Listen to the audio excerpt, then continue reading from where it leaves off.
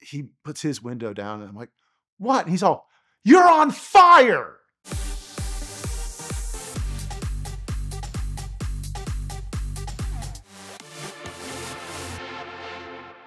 Many years ago, I started my film car company in New York City, and we had very meager beginnings where we actually had our offices in this abandoned theater on 42nd Street that eventually would be demolished and we would have to move to a new office. But we got free rent by working in there and basically making sure the building wasn't broken into and lived in by hobos.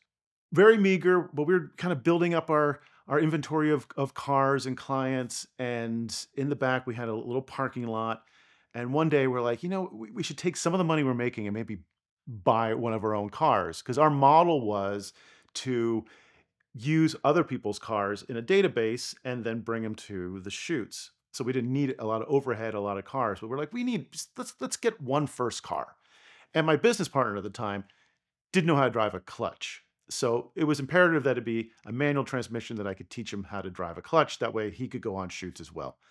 So we looked around, we're trying to find something cheap, like under $1,000 that was cool that we could use for shoots. And strangely enough, we ended up with an early 60s Mercury Meteor. Now, people don't even know what that car is because it kind of was in between where like the Falcon and the Galaxy were on the Ford line, but it was a Mercury and it was like a mid-sized thing, it had a 260 V8 in it. And it was cool. And this kid in New Jersey was selling it for, I think, $1,000. And we're like, drive it over into Manhattan and we'll take a look at it. He drives it over. It overheats on the way. It's sputtering and freaking out. And we're like, we'll give you $800 for it. And we'll put you on the train and off you went. We got this car. And we figured we could just use it for any shoot, use an old car. My partner learns how to drive. Everybody's happy. And we got it going. We worked on it. Whenever you teach somebody to drive a stick, it's never a pleasant experience, especially if you know how to drive and you have any mechanical sympathy and you're sitting in the passenger seat doing this. We learn in the little parking lot behind our office. We get the car fixed up. Now it's like, well, no, we got to start renting it out. And what we would do is rent it out for really cheap independent film car shoots. They couldn't afford the more expensive cars that we'd have to mark up for our clients. So we could give this people, if this little film wanted a car, $300 a day, $400 a day, and we'd be fine. We just drop it off. We didn't care. We didn't have to watch it. We didn't have to take care of it. And eventually the car paid for itself literally within about a month or two, just dropping it off places. And it was in a couple of cool little independent films. There was one guy who was one of the guys in Stripes was starring in a movie. We had it in an alleyway and it was really cool. And they were just smoke everywhere. And it's always fun when you see like a really cheap car being glorified in one of these movies. But really what the car's fame for me in my mind came at the end of its career. Well, literally at the end of its career. We did a shoot up in Yonkers and it was January, February. It's cold up there. And Yonkers is just above Manhattan, above New York City proper. And so it's not much of a drive. Getting anywhere in New York City obviously takes hours. Like from our Brooklyn location to Yonkers, like an hour and a half. And if it were in California, it would take us 30 minutes. So we drop it off. I get on the train, come back, and I said, call us when you're done with the car. And they give us a call and like, come on up, it's done. It had just snowed the day before.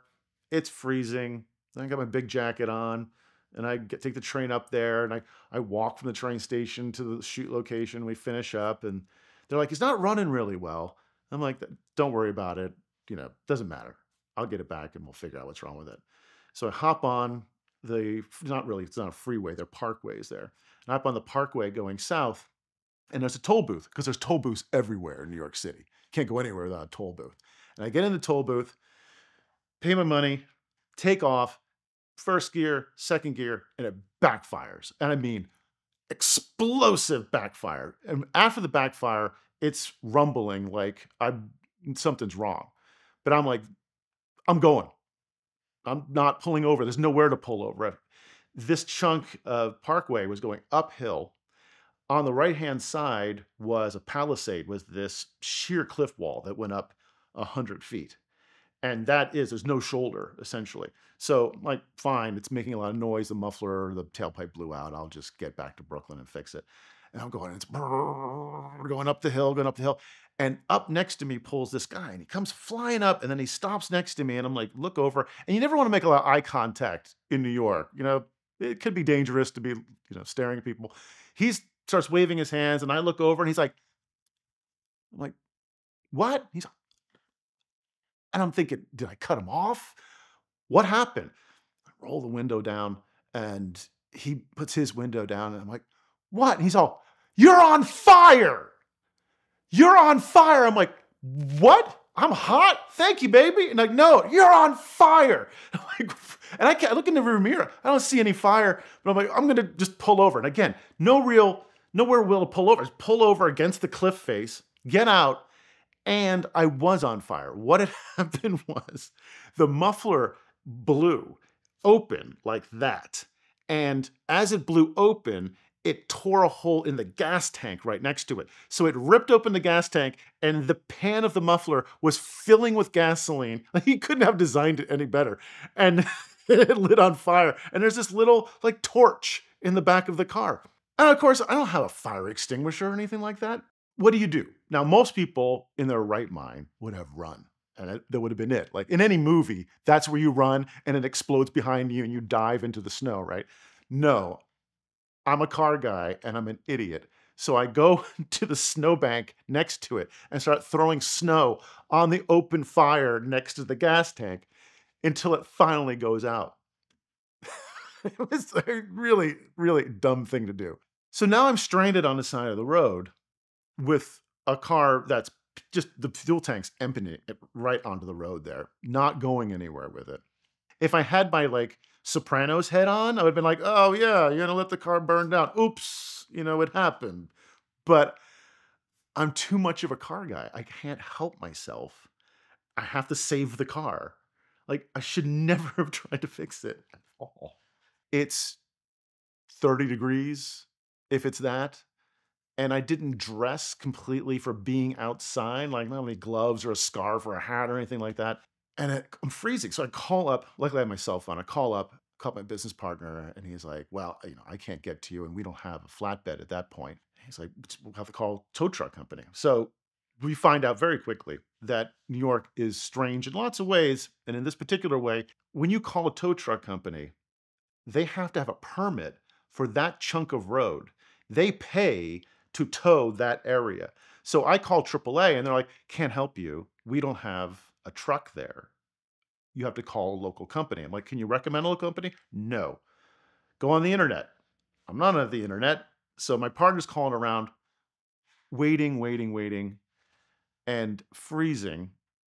Calls him back. He's like, it's going to be at least 45 minutes. I'm like, you don't understand. I'm on the side of the road. I can't walk to an exit. I can't walk anywhere. There's no shoulder. And I've got a cliff. And I'm freezing. I'm literally freezing. And I'm going, okay, I'm not going to sit in the car because cars are whizzing by and I'm waiting for somebody to crash into it. So I was like, I go into survival mode, car survival mode. I go into the car and I tear the carpets out. And in old 60s cars, this is a lot easier than nowadays. I pull the carpets out of it. I put the carpets around my body, and I found kind of a crevice in the cliff face, and I slide my shoulders in and pull the carpet around me. And I'm standing there like some kind of weird Dracula character but in the cliffs, right? Just people going by, I don't know what they were thinking, right? This busted old black car and this weird dude. Maybe they didn't think anything. It was New York. Oh, yeah, well, that happens all the time. It wasn't 45 minutes. It was an hour and a half. I stood there, freezing in these smelly 60-year-old carpets that God knows what's been dribbled on over the years. And I just stood there waiting for this truck. And the truck finally arrives, and the guy can't even believe the story. He's like, what? I'm like, yeah, it caught on fire. And he's like, you're an idiot. I'm like, okay, thanks. We get the car on. Here's the next crazy rule.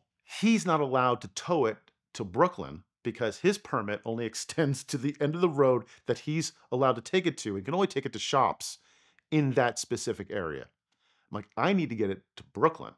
He's like, can't do, buddy. I can tow you to the Burger King down there. I'm like, fine. We'll figure out a way. We get it to the Burger King.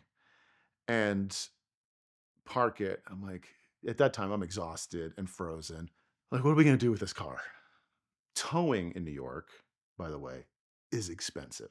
That little rescue, I think, cost us $600. To get the car from that place in Yonkers to Brooklyn was going to be another 800 or 1,000 bucks. And I'm like, no way, no way. So you do what you got to do. And what that is abandon the car. So the only thing new in the car really that was of any value, it had new wheels and tires on it. I didn't care. But for some reason, I was really attached to the battery because I just bought a new battery. So I go in, I disconnect the battery, I leave the keys on the dashboard, and I go and I get a cab with my battery and just leave the car next to this Burger King up in Yonkers somewhere. I took the license plates off as well. And believe it or not, it just vanished. Not sure whatever happened to it. We never got a notice in the mail. It just disappeared. Like, New York was kind and just disposed of this car for us. And at that point, our $800 car had paid for itself 10 times over. So that was an acceptable loss. And that's how New York can take care of you if you let it. When you get a ticket, it might look something like this, but the first thing that you need to do is take a picture of that ticket and send it to 305-305. That will get the ticket clinic on your case immediately. They've got brick and mortar offices in Georgia, Florida, and California, but they can help you find a ticket no matter where you get it in the United States by helping you find a local attorney that will do everything they can to help you avoid costly fines, insurance premium increases, points on your license, risk of suspension, even jail time.